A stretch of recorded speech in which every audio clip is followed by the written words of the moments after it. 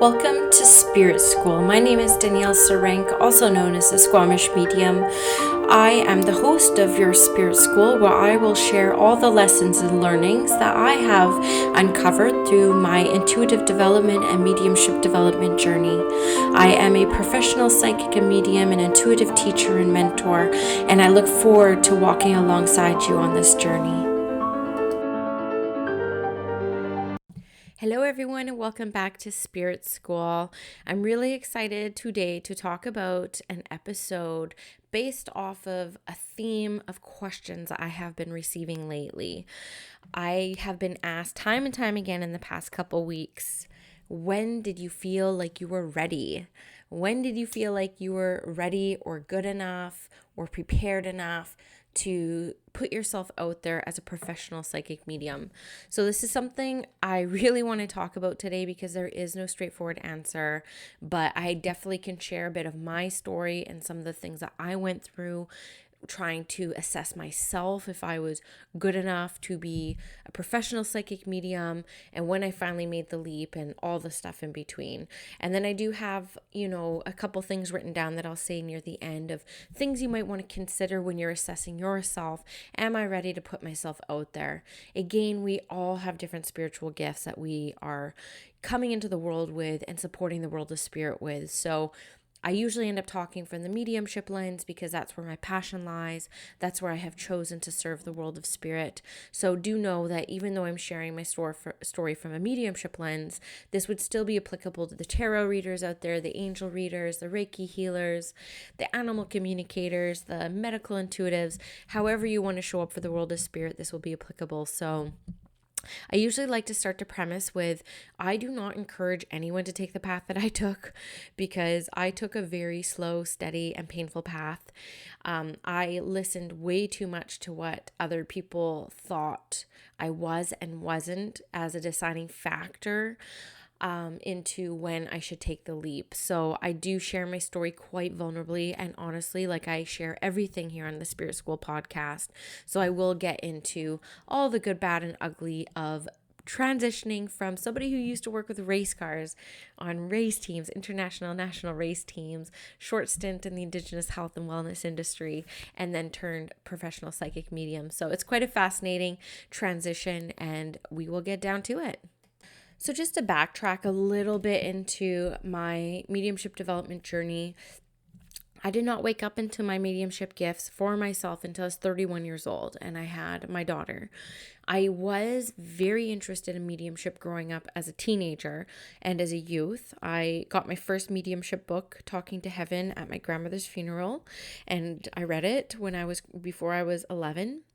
I think I got it when I was 9 and I remember reading it before I was 11. Of course, I couldn't fully comprehend everything, but I did definitely always have a spiritual thirst. It translated into seeking faith, going to Jehovah Church and Catholic Church and Sunday school and Bible camps. I was a very weird child. I was just so thirsty for spirituality. So even though I didn't awaken to my gifts till I was 31, I think that was just due to free will. I do feel, looking back on my life, there was an opportunity at 17 and 24 and 27 to hop onto the mediumship path, and I would get really into it and spirit would align me. Like I ended up joining a paranormal investigation group when I was 20, and I would follow the medium and I would take notes and I would try to validate the things that he was saying. His name was Raj. He was lovely. And I feel like these are all signs where spirit was like, hello, you're more than just interested, but it just never occurred to me. I had a very colorful past. Most mediums do come from abuse, addictions, traumatic backgrounds. I had a very traumatic background in my high school years as well as my early 20s, an abusive marriage.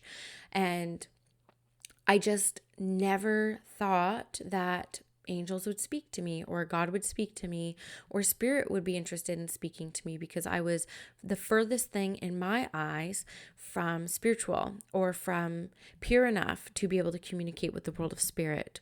So that was deep healing number one I had to go through before I felt good enough to enter the realm of a spiritual service provider, but this was the way my thoughts were all my life, was that why would spirit talk to me? Like, look at John Edwards on TV. He's got to be so pure and he's got to be perfect. There's no way he's ever done drugs or drank or, encountered the things that I've encountered in my life. So there was this story that I created very young that already set me up to not feel good enough to do this work. So think from your own lens. Do you have stories you're carrying around like a trusty little backpack with bricks in it? Are there stories that you're telling yourself that you're not good enough because XYZ, or Z for the Americans? Look into this. Like, come up with these stories that are holding you back from even thinking that you're good enough to provide these services professionally, and start working through them. I had to do a lot of work through them, a lot, before I felt like I was good enough. And the truth is, I actually went professional before I really ironed out and healed some of those old stories. So you can be a service provider for the world of spirit and still be on that healing journey. I truly believe that they run in parallel with one another. And the second that we set the intention to the world of spirit, I'm here to serve. How can I serve you today? We are telling the world of spirit that we are open to deep healing. So the healing journey and the professional spiritual journey go hand in hand and are aligned tracks, like a train track, I believe, through our whole life. I don't think we are ever done healing. I think that we will continually be triggered and we will continually have wounds come up that need to be looked at, but that doesn't mean that we are not ready to start on this path. Fast forward to, past the paranormal investigation group phase, which I was in for 4 years. Really enjoyed my experiences with them. And I even traveled, a big part of the world trying to, go to some of the most haunted locations in the world, or supposed haunted locations. And I was super, super into it. And then again, when I was 27, I went through a really horrible breakup, totally blindsided. And I got a reading the same day that the relationship ended, very, again, synchronistic, with this Indigenous healer who happened to be in Squamish. And my friend happened to get me a session with her, and it was life-changing. I listened to the recording of that session every day for over a year. And her name is Ishil, and Ishil. You Google her. She's lovely. She actually did her reading with a pendulum and all these different pages. But she was able to come up with some of my ancestors. And just because I'm Indigenous, she was Indigenous, like some of, the intergenerational history that we shared and that I went through. And she said to me, I'm going to get readings from you one day. And it totally caught me off guard. I was like, no, like, I am not going to be a reader. There's no way, like, spirit's going to talk to me. She's like, no, trust me, I'm going to get readings from you one day. And that was like the furthest thing at 27 years old from my mind at the time. And it was fascinating to me because it never left me. I didn't take any inspired action towards making it come to fruition. But it was probably about the fourth time since I was 17 that I had a reading where somebody said that to me. And I just never believed it when people told me that. Then you fast forward to when I was 31 and I had my daughter, and I don't even know how I ended up with a ticket to see this lady do a group reading in Squamish. It was like in front of like 100 people. And the first spirit communicator that came through was for me. Though somebody else claimed this person, it was definitely for me. Like the name, the country, the history, like everything. And it was somebody that he was my abuser of all things. And I was waiting to hear from this person for so long. And I was like, no, this is my spirit. And sure enough, somebody else claimed it, but the message resonated with me. So I took it and I told my friend who was watching my little girl about the experience. I was like, wow, and it was incredible. It was just like watching John Edwards on TV, and I hadn't seen anything like that since I was like 17. And my friend, who's the same friend who got me the reading with Ishil, funny enough, Trish, if you're listening, you've been a huge impact in my life. Every major transition or transitional phase I've had, she has always been the anchor for me behind those experiences. Well, for my birthday, she bought me a one-on-one reading with this medium. And the medium again brought up the person I was hoping to hear from, which no other medium had ever connected with, was able to see the good, the bad, the ugly, and the healing. And she said to me, you know that you have these abilities, right? Like, you know that you're a medium. And I said, looked at her, I said, I've been told that since I was 17 years old when I saw my first medium, but I just don't think angels will talk to me. Like, I'm not pure enough. And she basically laughed in my face and she said, "Oh, my love, like, it has nothing to do with purity, nothing to do with purity." And that was kind of the first time that I'd heard of anybody talk about somebody being able to communicate with the world of spirit who was not holier than thou. Again, like, even when I was looking at college or university, I was looking into theology studies. Like, I was calling around universities. Like, I want to study about the world's religions and faiths, but not from a Christian lens. I want a completely unbiased lens. And there was no such thing out there. So she totally blew me away from the sense where, like, you don't have to be holier than thou to do this work. Like, you can be a total F up in your life and still provide, for the world of spirit. And so she invited me to come to one of her classes, and she told me to sign up for the mediumship class, but I didn't want to. I was like, I'm not a medium. And so I signed up for the just like spiritual development class, and very synchronistic event happened where she canceled class because nobody could make it, but I was already halfway there, and I used to travel 400 kilometers a class, which I don't know what that translates to, maybe 300 miles a class, to go see her once a month in this class setting. And she canceled it. And I said, oh, bummer, I'm like almost there. And it was a lot to get there through rush hour traffic, crossing like 5 cities, finding somebody to watch my baby while I did this. And so she said, okay, just come anyways. Like, we'll do something together. And funny enough, only one other woman ended up showing up at that class. And my teacher said, okay, let's just try something. And she sat me down in front of the lady. She's like, Danielle, close your eyes and just tell me what you see. And all of a sudden, these shadows appeared to me in my mind's eye, in my imagination center. And my claircognizance kicked in, which I know now. I didn't have names for this back then.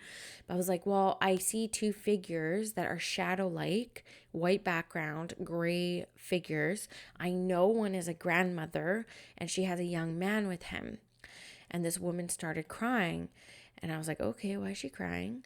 And then I said, can I say a name? And the teacher said, well, for sure, go for it. And I said the name Dustin. I said, I'm hearing Dustin. And then the woman started crying hysterically. And she actually grabbed my arm and started gasping. And I just said a few more things, and just her reaction kind of freaked me out. So I came out of it pretty quick, but it turned out her son was Justin, and he had just passed away 8 months before from tragedy. And so I was able to connect with him quite clearly. And when the teacher said, so that's a mediumship connection, I was like, what? Like, that was kind of easy. She's like, yeah, it's not as hard as people think or the TV makes it. So that was my first mediumship experience, and I was bought and sold after that. But 2 things happened that day. One, I realized that spirit wanted to connect with me, and it was easy for me to connect with them. 2, I realized the huge responsibility mediums have, because they are dealing with broken hearts, and some of the most fragile broken hearts the world could create. I felt a huge responsibility in that moment. And I told the world of spirit that night. I was blown away going home. I was like crying. I was like, oh my God, like, this could be something.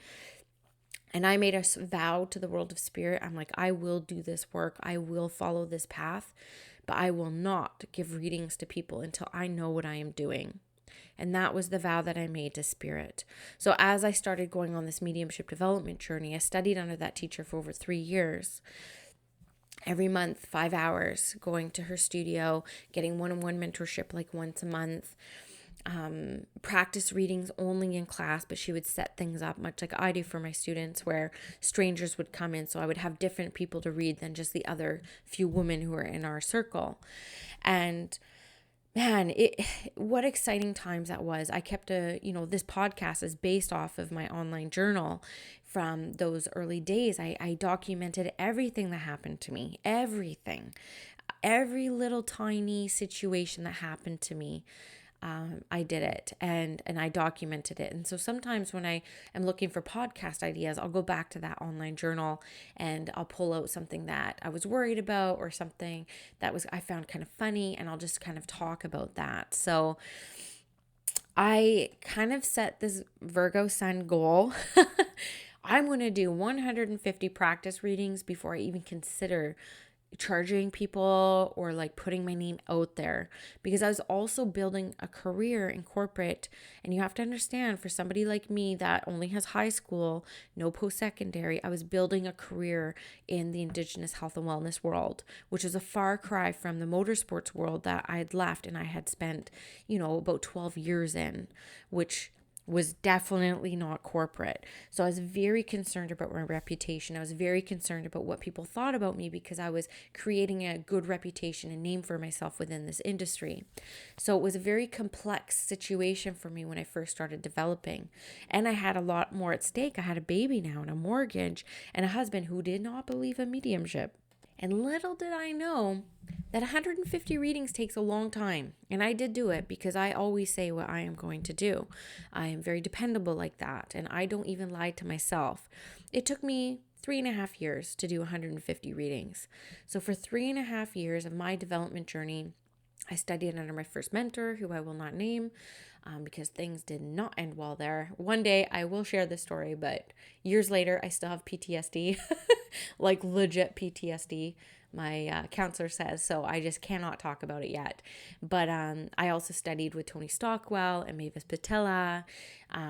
I get asked a lot about people I studied under. More recently, Aboriginal medium Sean Leonard, who's absolutely phenomenal. Lindsay Marino, who's probably one of the sweetest people you will ever meet in your life. I've had some, and Claire McNall, who, she doesn't do mediumship anymore, but I studied under some of the coolest, most diverse, most leaders in this field when it comes to mediumship development. But the first 3.5 years, I studied under this one teacher who, despite the way that our relationship ended, which was, a fiery crash and burn situation, she was a very good teacher. And she really instilled a lot of integrity within the work of mediumship. She made sure that all the experiences were very sacred, but to the extreme point where I was scared to talk about my sessions. I was scared to talk about what was going on in this circle, because I literally was made to feel like spirit would take away my gifts, or I would be seen as not worthy of having these gifts if I talked about the experiences. Like, we had a table tipping experience that was probably the most profound spiritual experiences of my life, having one of the girls' brothers come through in this table tipping experience, where this table literally levitated 6 feet off the ground and flew across the room with us chasing it for like half an hour. This wasn't just like a spontaneous thing. This went on for like half an hour, to the point I was brought to my knees crying. I didn't talk about that experience for probably about 3 years, because the way that she expressed it, it was like, you will be punished if you talk about this. I was like, shit. I'm like, I better not talk about this. And now I work for the world of spirit a lot more. I know that is the furthest thing from the case. But I was still very lucky, and I still consider those first few years to be very fortunate to study under this person. And I do believe that our relationship was very karmic in a lot of ways, and we had some karma to work out. And did we ever? But I won't bore you with all that now. But one of the things with the teacher was that she made me feel for years that I was not ready, and that I was not good enough to get out there in the world and do this work professionally. And she apologized years later for that when we tried to reconcile, saying it was slightly intentional. And she does apologize for that, which made me feel very validated, because I hated thinking of a spiritual teacher as somebody who would be intentionally mean. And, having them kind of express that was really a healing for me in a way. But a big part of why I took 3.5 years to feel good enough to do this work was because of that relationship. So then the answer is, when did I feel good enough to put myself out there? And I truly believe in my situation, it was very different than I'm about to give you guys advice on, because again, I want to experience this stuff so you guys can avoid it. You'll have your own lessons. If I can spare you the tough lessons that I had, and then all you have to deal with is your own, then my mission is accomplished. So this is why I share stuff so vulnerably, because I really want people who work with me to be better mediums than I am. I'm like, you could do better. You can do things like faster and more intelligently just based off of the hardships that I've had. But it doesn't mean that you're going to avoid your own. You're going to have your own hangups. You're going to have your own shit you got to sift through, your own healing, your own experiences. But I just want you to kind of avoid things that I feel like if I were to do things a little bit differently, this is what I would do. So after the 3.5 years, I had had a second child by this time who almost killed me, but I love him. He's wonderful. And I had a teacher who ended up being my shamanic immersion teacher. She was my shamanic teacher. But before she was my teacher, she kind of knew that I was dibbling into the mediumship world, because we met at a circle and I kind of opened up in this circle. I was like 4 years into my development. Yeah, no, I do mediumship work. And people were like, oh, really? Really? Well, yeah, kind of. But, I'm not charging yet or anything like that. I'm just like learning about it. Oh, how long have you been learning for? Oh, like 4 years. Oh, okay. Right? People are like, okay. So this woman who used to host a winter solstice event, she asked me, she said, do you want to come do mini readings at my event? And I was like, okay, yeah, no, I think that's a really good idea. Of course. So I was scared as hell, and I told her I would, because I don't know why. I just felt like it was divine intervention at the time. They're like, okay, Danielle, get out there before we literally like kick you out of the house. And I went to this event. I charged $20 and I did 5 readings that night for people for 20 minutes, and it was fantastic. Like, it was so much fun. I was able to connect for everybody who came and saw me. I was the only healer at the event who got fully booked. And it was funny because even when I was studying under my first teacher, she used to do these psychic fairs. And this was the only time I worked for the public for money before, because she organized it all. And I would always be fully booked out. Like, I would do 9 readings a day and I would always be fully booked out. So this is one of my signs for you guys to know that you're ready, is people want to work with you. Your people are asking you, are you doing readings? Do you do this service? Can I work with you? That's a real telltale sign that you are ready to be out there. Spirit is aligning these people to you. Even recently, I had a client come sit with me who came and saw me at one of those psychic fairs like 5 years ago. She's like, oh yeah, I had a reading with you at that psychic fair. I'm like, fascinating. I'm like, man, that feels like a lifetime ago. But yeah, so my first event out and about was at this winter solstice event in 2016. And I loved it. And so I started toying with the idea. I was like, man, okay, I guess I could do this, right? So then I started thinking about, like, I don't really want my name on this because I'm still building my career and I can't have my name associated with this. So I started calling myself the Squamish Medium. And this was way before I even knew about the Long Island Medium. And I felt so cheesy after seeing that show. I was like, oh my God, I should change my name. Like, literally. But I'd already been pretty well known by that time by that name. So I was like, whatever, I'll keep it.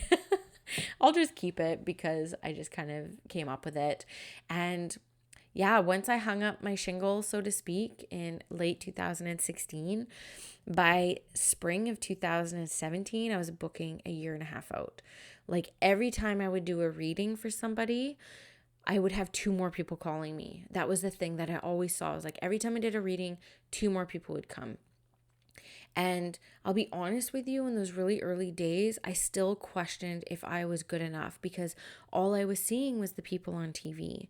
All I was seeing is how good the teachers I studied under were. And I didn't feel like I compared. And the really interesting thing about that is I don't think that comparison ever leaves. Like, I love studying other mediums and I admire the pants off of other mediums. And so I never look at them and study them from a lens of jealousy or envy. It's always curiosity and just like expansion. I'm like, man, I'm so happy. Like, Sean Leonard's the best medium in the world, without a doubt. without a doubt. And when I watch him, it's from this place of like jaw dropping. I'm just like, wow, I didn't even know you can pull this level of detail information. I had no idea. And I definitely don't pull that level of information at that accuracy. So the old me before I started healing that story would say, well, I shouldn't be doing this, right? But now it's like, no, Danielle, he's been doing this 30 years. Imagine where you'll be in 30 years if you just continue on this path, because the truth is you're going to be developing until the day you die. You will always be developing in mediumship. You'll never be at a place where you're going to think that you're a total rock star. And you know how I know this? Do you know how I know this? Because the wonderful and the one and only Mavis Patilla held a workshop late last year titled, Is the Medium Ever Satisfied? Now, Mavis is like 90 or 80 or something. She was part of the Spiritualist Church back in the Gordon Higginson days. Only the people who are super interested in the history of mediumship would get that reference. But I love Gordon Higginson lectures, and I love his lens of mediumship. Though I don't agree with all the philosophies of spiritualism, I really do appreciate what it did for modern mediumship today. So in this webinar, I watched this 90-minute webinar where she talked about all the different hangups that mediums have. And the real answer is no, the medium is never satisfied. The medium never thinks that they are the best or that they are good enough. And when I heard her say that in this webinar last year, I was like, hey, I let it go. I completely release my thoughts around what good enough looks like. So if that little sharing and that little story can bring you some peace, my job is done. Do you ever think that you will be good enough? I don't know. I don't think so, because we are in an era of our human capacity where expectations continually steal our joy. Our level of expectations are so high because we're a small world now. There's so much visibility on what's going on out there.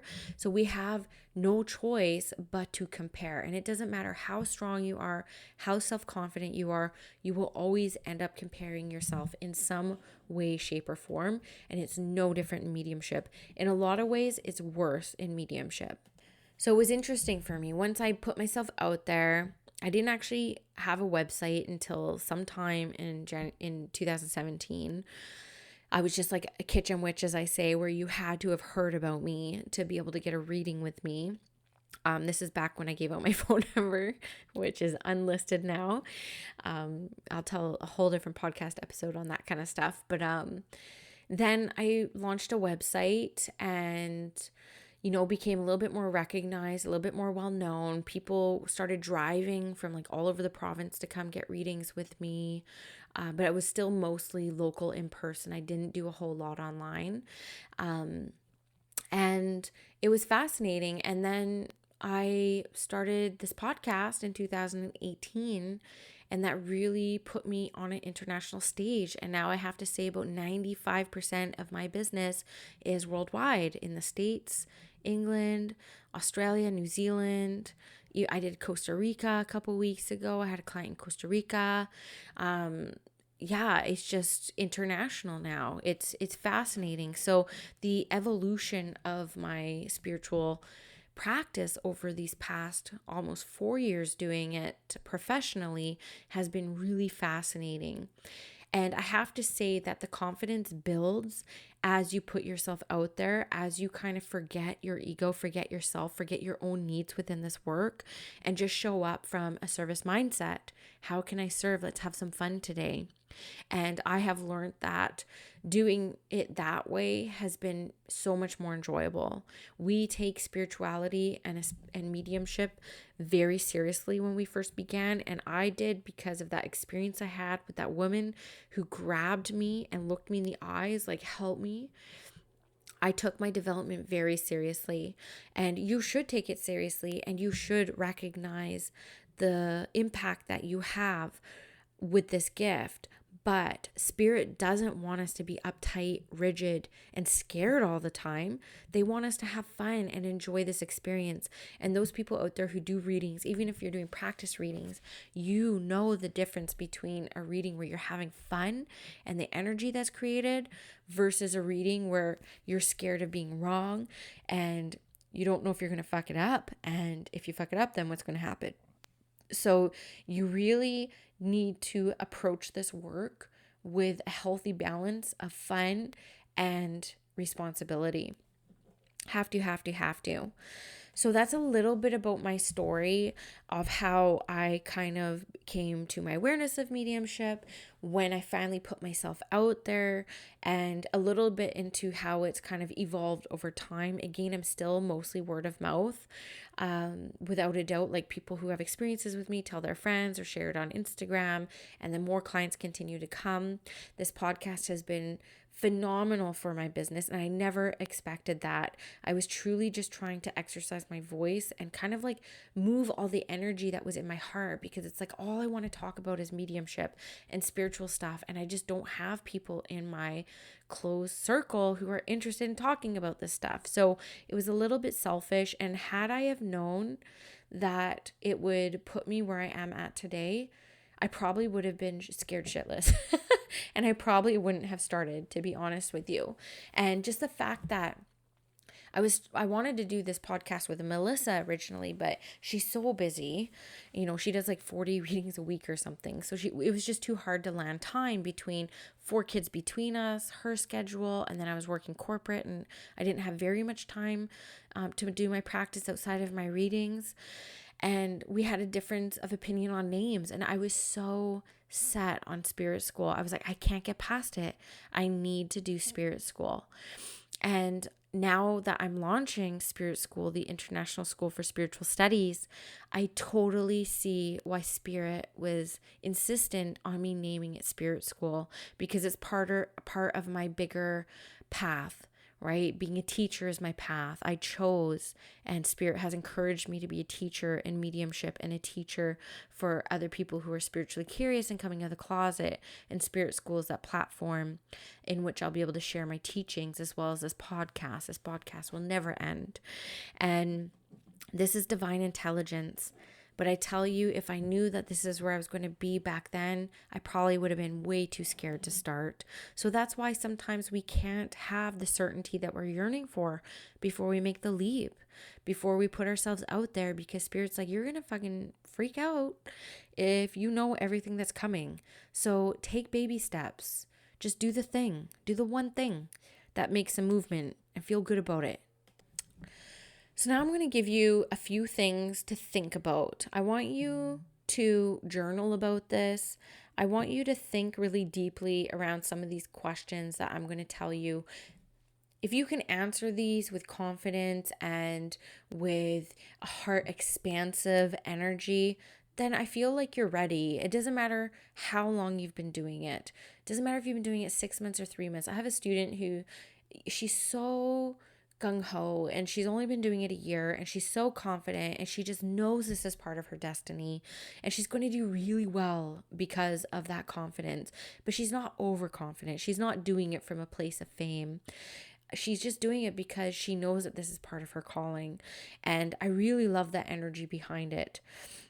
Now, if you've done some practice sessions, I think before you start charging people and putting yourself out there, I do think that you should have a certain amount of practice settings behind your belt.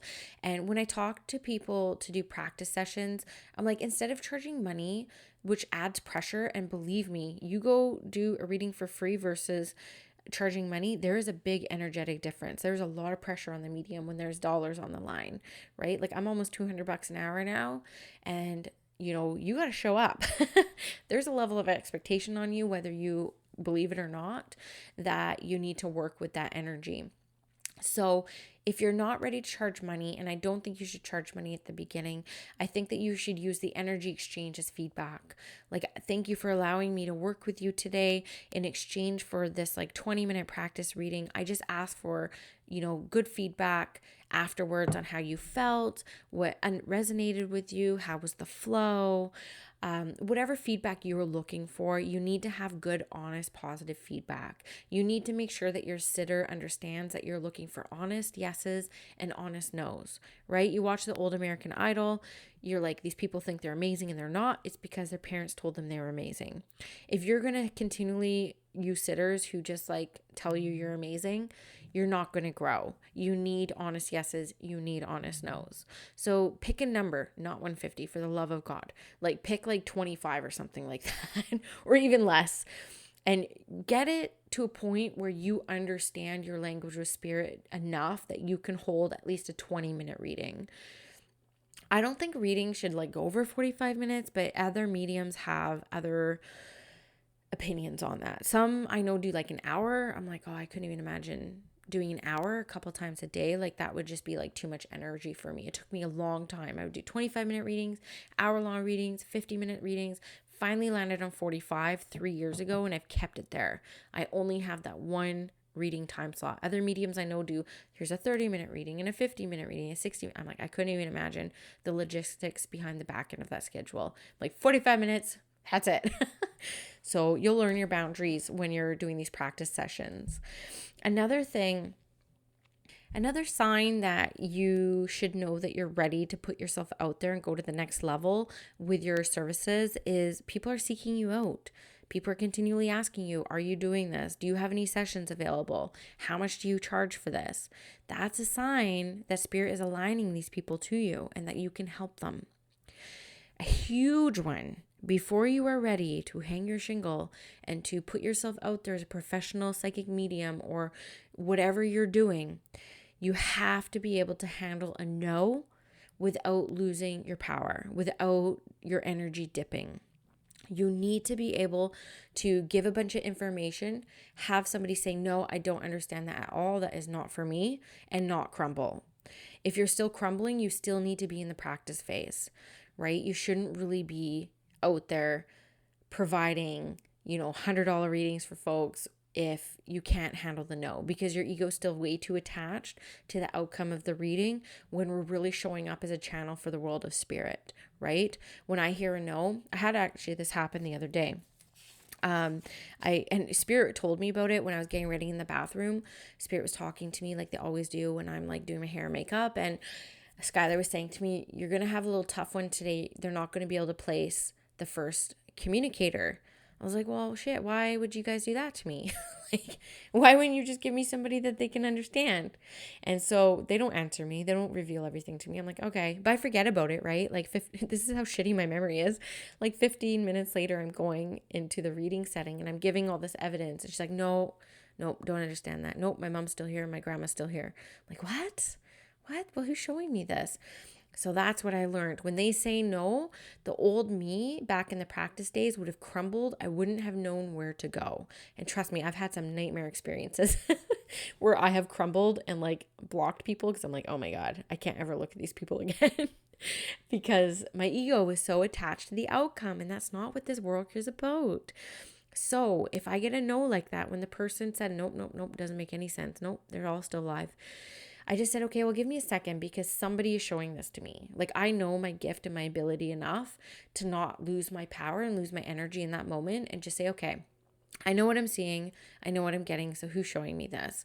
And when I take a step back, I was able to pull in this male energy and it made sense because I was like, okay, so this is mom, this is grandma, but it's showing me from the deceased grandfather lens. Got it. So sometimes you really have to just like work it out with spirit, right? So you have to be able to handle a no and still to maintain your energy and move past it in a positive way. And that doesn't mean abandon all the evidence you just gave, right? At all. It means work it out with spirit. Ask them to show it to you in a different way that the other person will understand, because spirit usually gives you information first that you'll understand. They work in your world of references. So hopefully that helps some people out there. You can keep your personality in a session. That's another thing. I've seen so many, You don't expect, I was like this, especially early on. Like, I think I'm kind of funny. I think that I have a big personality. I'm very expressive. But when I was in a reading situation early on, I was like a freaking robot. I didn't know how to keep my personality in it. It was like I was totally somebody else. And then once I realized that I could lighten up and that spirit can be funny and you can talk about death and dying and tragedy, without going down the rabbit hole of PTSD and triggering your sitter, then you're ready to work with the public, because there's a different skill set between connecting with spirit and picking up information with them than being a reader and working with the public. They're two completely different skill sets that require development. So when you're putting yourself out there and working for the public, you need to be able to maintain a level of your own personality and your own essence within that work, because people chose to work with you for a reason. Could you imagine seeing somebody super funny and cool on Instagram and then they like book a reading with you and you're a robot? Right? So that's just, it's not like ride or die that like you can't not do readings because you can't keep your personality, but look for that. Ask yourself that. Right? Because you need to show up authentically when you're working for spirit as well. And finally, one thing you really need to think about when you're about to put yourself out there, or you're considering putting yourself out there and charging money, you need to have a why. And you need to have a good why. And it can't be a why like, well, I want to help people. Like, that's so blanket, right? Blanket. There's a deeper why. And when I went through the exercise of my why, and the why changes often. Sometimes you'll get readings, or you'll get like a really difficult client, or you'll have a really shitty experience, and you'll wonder, like, should I be doing this work? Like, is this work really worth all this like mental anguish that I'm putting myself through because I didn't meet my expectations, and I feel like I let the world of spirit down, and I feel like I let my sitter down.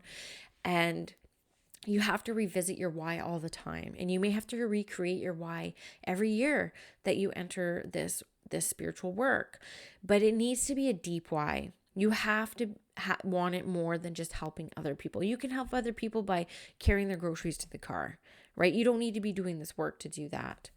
So I won't share my why because it's very personal, but how I got to my why, and it was actually Lindsay Marino who taught me this. And I always like to credit the teachers where I learned my information. So she'll ask you, why do you want to do this? Okay, why is that important to you? Okay, why is that important to you? Okay, why is that important to you? And we did that through 10 layers. And then I got to the real why, right? So think about that. Why are you doing this work? And have a why, this is totally, how do you say that word? Subjective, right? Your why might feel so powerful to you, and it might sound a little bit flat to me. And my why might be super powerful for me and emotional for me, and fall flat for other people. So you just need to make sure that your why, I feel, in this work is one of integrity, one of service mindset. And yeah, I'll let you figure that out. But I don't think that you should enter this work professionally unless you have a really clear why you want to do it, why you want to show up for the world of spirit. So that's kind of what I have for you guys today. So hopefully that's helpful. And again, I always like to share a little bit of what I've experienced so that other people can avoid similar pitfalls or similar mental traps. But the real essence of it is there are no rules. There are no hard and fast rules. If you read books by 10 different mediums, they all have very different routes, roads, and reasons for falling into this work. I do feel that we are called. I do feel that we are answering a calling when we are entering this work. And I believe that my calling was set out for me at a very young age. And it doesn't make me special, and it doesn't make me any more worthy than anyone else. I know that there's a ton of people who hear my story and find their own similarities within my story because we're all being called. You would not be attracted to a podcast like this if you weren't being called. So rest assured that I do feel that my calling was as a kid being so spiritually curious when I didn't have a spiritually curious family. They are now very much, but I don't remember that very much when I was younger. We didn't go to church and we didn't pray and we didn't, celebrate the holidays really. Like Christmas was about gifts, right? It wasn't about like Jesus or anything like that. So I felt like being drawn to Sylvia Browne. Like she saved my life. Her book, The Other Side and Back, saved my life. And that's a story for another day, but it saved my life when I was 17 years old. I probably would be 6 feet under right now, though I wouldn't because nobody's burying me. I want to be cremated and turned into a crystal. So I would probably be a crystal on somebody's mantle right now if it wasn't for her book. That was a calling. John Edwards on TV, calling. Paranormal Investigation Group, calling. Seeing Ishel the day of my breakup, where I probably had suicide ideation for my first time of my life, calling. Having my child, calling. So you can look back at different pinpoints in your life and see that calling coming for you. So just some things to consider. And I guess I'm just like really excited too to end the podcast just saying Spirit School's coming. Spirit School, the International School of Spiritual Studies, is going to be launched with my Live Your Magic by the Moon class. And it's going to be launched also with the Claire's class that I'm doing right now. Our final class is this Saturday. And I got to be honest with you, I don't think I've ever been so proud of anything that I've created than this class. And the feedback that I have received has been phenomenal. And I have a feeling it's going to be like a signature course. So I will be launching that on May 11th, and you will be able to purchase the course and all the collateral. It'll be 6 hours of studies, like it'll be 6 hours of video courses, visualization files, guided meditations, workbooks, handouts. Like it's very in depth, very, very in depth. And so I'm very excited for that. That will be launching next month, and you'll be hearing about it a lot more on the podcast. So I look forward to you guys checking me out on Instagram. Follow me there. That's kind of where I'm sharing all the details. And I'm also creating an online development circle. I still haven't quite figured out the structure yet, but it will be starting in a couple weeks, where there's people out there who just want a safe space to practice their gifts in, whether it's mediumship, psychic, whatever it is. And so I am going to create that space once a month or bi-weekly where you can just pay a small fee. I will teach some spiritual teachings and spiritual philosophy, whatever my guides inspire me with that day. And I will set you guys up to practice with one another in a safe, supportive, and high vibe space. So again, all of that is on my Instagram stories. So follow me on Instagram at Squamish Medium if this is something that speaks to your soul. All right, guys, I love you so much. Have a good one.